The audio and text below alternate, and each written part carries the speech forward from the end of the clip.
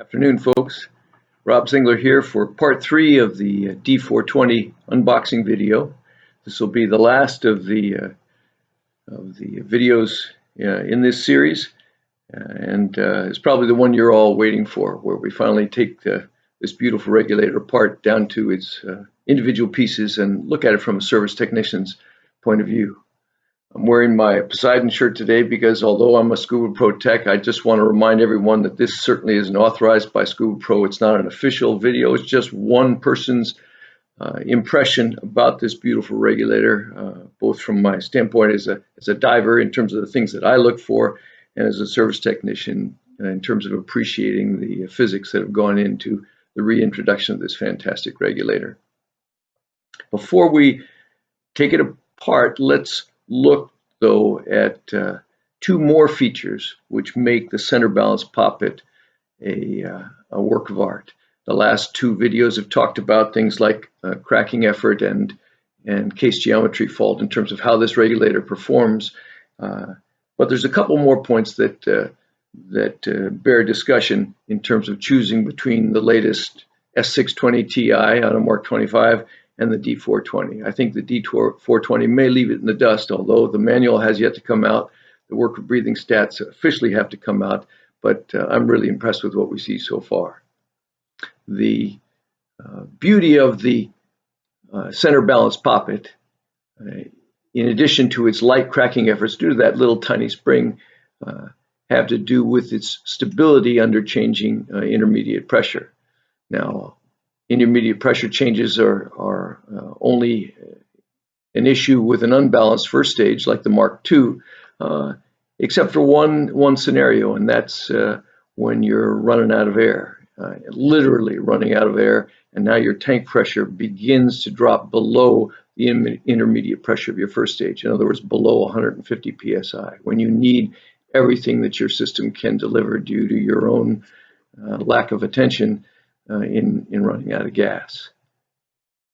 The center balance design performs unbelievably in that regard.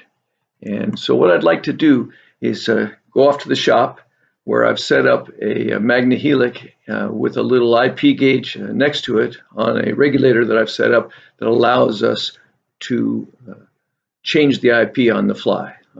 Let's go do that. And if you'll look at the split screen, you'll see what I'm talking about. On the split screen, we see our IP at 140, and I'm sucking on the MagnaHelic until you see the IP twitch, and there you'll see the reg as we left it. I thought it was about 1 inch. It's really about 0.95 inches at 140 psi. Well, let's drop it down to 130 psi, as you'll see in that little gauge on the top. Now at 130 psi, when we suck it on it again, we still get a cracking effort of about 1.1 inches. A very, very nice performance. Well, let's go to ice diving territory and put it at 120. Without doing any more adjustment to the reg, it still delivers air at 1.3. Well within specs for Scubapro without even any adjustments. Let's go down to 108.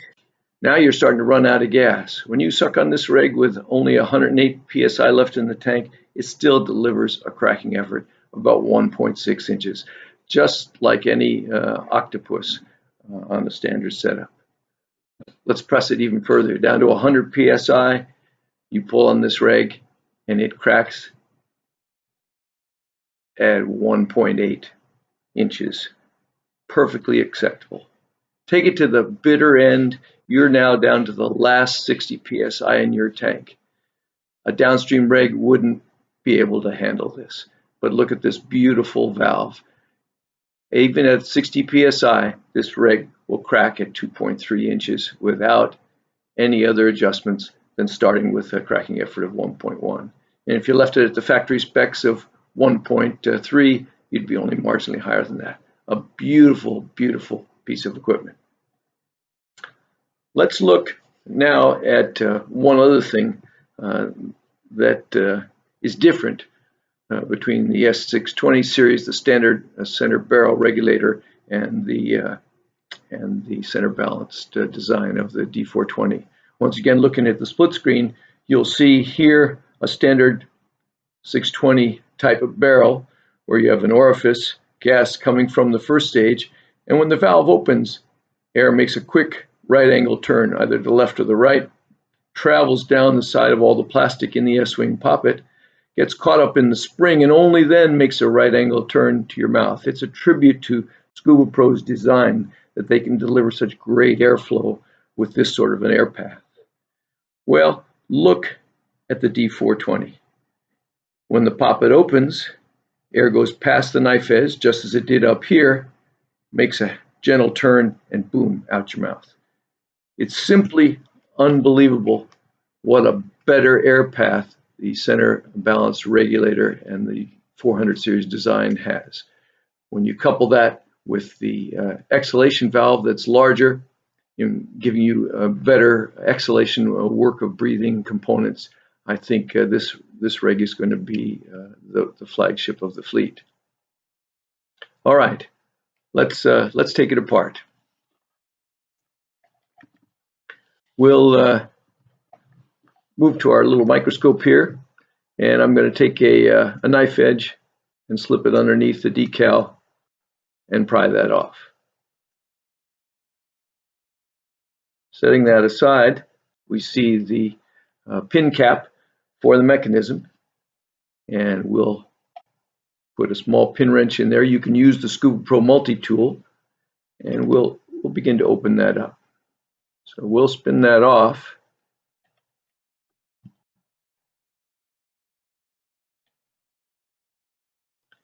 And we have the cap,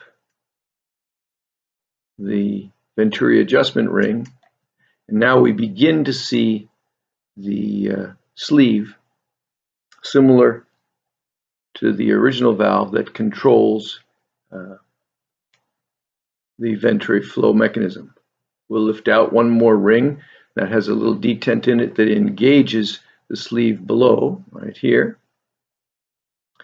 And we're going to leave it at this point and disassemble from the other side.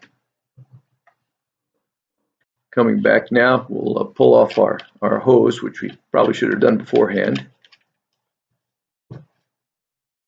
And we'll lift off our cap on the other side so we can eventually get to the connection of the housing. We'll take off our mouthpiece.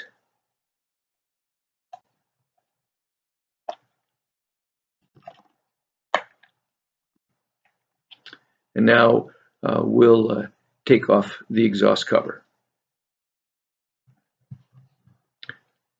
We'll put a pin, little pusher, Allen wrench in there, push the pin out from the other side, and remove that.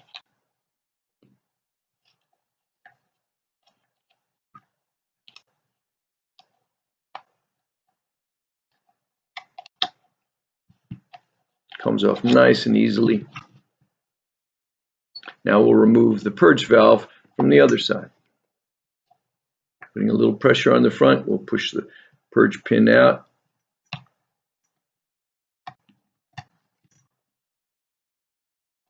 Take off purge lever, take out the little spring that binds it, and we'll unscrew the case. Well, we can't unscrew the case until we remove the little detent pin. So we'll pull that out, and now we'll unscrew the case. Sure would be helpful to have the manual to do this, but we're going to fake it for now. We'll remove the diaphragm and anti-friction washer and set those aside, and we'll see the mechanism inside. This beautiful curved lever, the valve on the top. Now at this point, let's shift to our microscope display. We'll take a little pin wrench and unscrew that until it becomes loose to hand. And now it will just lift out. The hex key fits in this cap, which puts downward pressure on the spring, which just fell over here. We'll remove that spring and cap on the top, and we can see the mechanism below. Before we move on, let's disassemble this tuning mechanism. This is a O-ring fit, O-ring here, O-ring on the outside. So this allows this to screw down, and it screws to a single stop. There's only one position for this. When the reg is reassembled, it's reassembled with the orifice outflow tract facing the mouthpiece. So we'll set those two aside at this point. The poppet is sitting right there on the top, and let's see if we can't just gently remove that. I'm going to reach in with a pair of gentle forceps and lift that right out. This poppet looks a little different than the original ones. The edges are smooth, although it does look as though it can be disassembled. And we'll examine the poppet material itself under the microscope.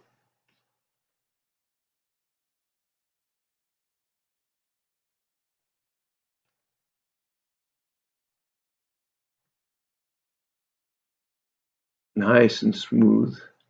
We'll see how that turns out.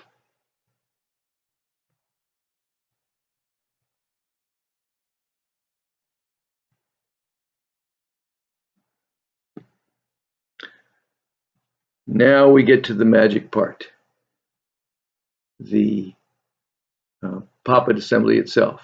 When I removed the poppet, the lever just fell free. You can see the lever arm action right here. Get that in. Need to remove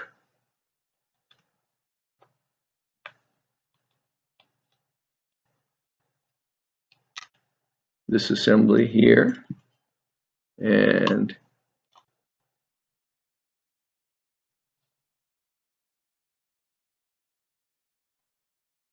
the inlet from the other side, and it slides up right into view. This is hard black plastic molded on the outside. You can see the satin finish here. This backstop for the lever that prevents the lever from hitting the exhalation valve when it flexes. The top of the little hex key that's adjusted here to hold the lever at that ideal position. And now the piece we've been all waiting for, the orifice itself. Looking from the side, this black plastic is almost translucent, so it's been shaved very thin. We're going to zoom in on it now.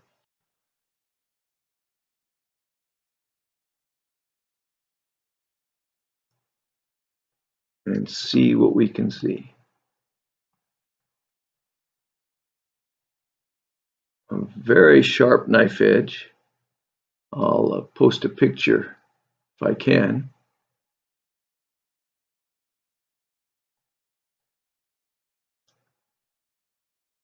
And this is part of the kit every time you every time you service the regulator. Just awesome, just awesome. At this point, I'll try and tuck in a microscope picture in a split screen view for you. We'll have that if we can. And now we understand why this is such a superb reintroduction. Well, after a little work break, I'm back. I have to say that putting this back together was no harder than taking it apart, and I'm sure that there'll be some tips and tricks in the service manual as soon as it's released. But let's summarize. We've got a reintroduction of a classic regulator with a center balance poppet that is amongst the lightest breathing on the planet. We've got a replaceable hard plastic orifice to make up for this metal orifice that was an expensive replacement for technicians that were a little ham-fisted. We have a placement of that orifice higher in the regulator so that dropping the poppet in by hand at service is unlikely to ding the knife edge. We have a design that provides for airflow from the poppet straight out the mouthpiece without having to wiggle its way through spring and poppet sides like it does in a barrel design a la the 620 Ti. We have a case design which makes use of case geometry to facilitate exhalation flow and a larger exhaust valve than the original D400, so that worker breathing characteristics ought to be superb. Put it all together, and I think we have a regulator that's poised to be a market leader if advertising and other divers agree. I'll be taking this to Bonaire in a few weeks, and perhaps I'll post part 4 when we get back. Can't wait to get it in the water. Thanks, Scubapro.